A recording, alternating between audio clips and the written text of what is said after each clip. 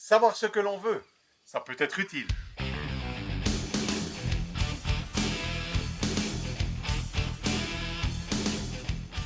Bonjour les amis.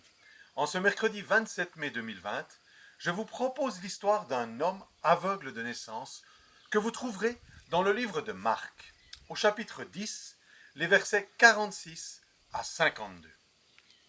Jésus visite la Judée et se trouve près de la mer Morte. Il entre dans Jéricho.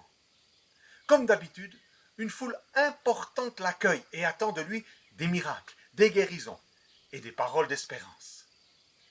Dans cette ville vit un homme aveugle de naissance. Le nom qui lui est donné dans le texte biblique est le suivant: le fils de Timée.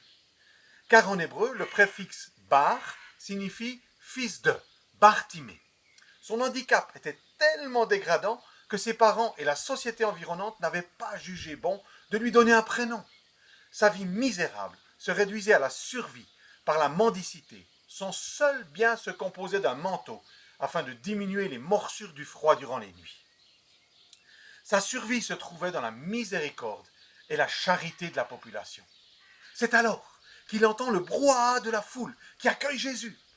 Une fois informé de ce qui se passe et de celui qui entre en ville, il crie après ce guérisseur dont il a, comme tout le monde, entendu les récits exceptionnels.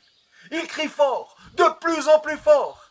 Et si un nouvel espoir pouvait venir de cet homme, Jésus l'entend, l'écoute, et contrairement à la population, ne le rejette pas, mais va à sa rencontre et l'appelle.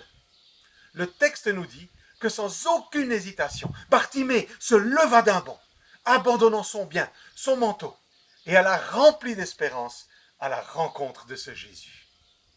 Et là, surprise, Jésus lui demande: « Que veux-tu que je fasse pour toi ?» Mais Jésus, qu'est-ce qui te prend? Il est aveugle de naissance, sans prénom, sans existence, sans identité, sans utilité pour la communauté, improductif, une bouche de trop à nourrir.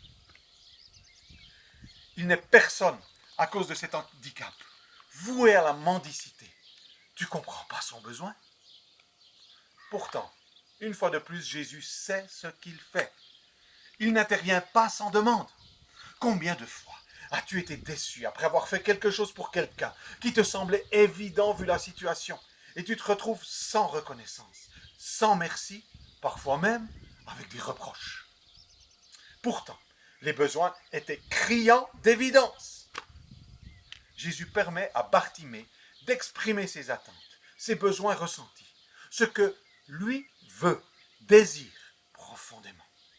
Ainsi, Jésus répondra précisément aux attentes réelles et formulées.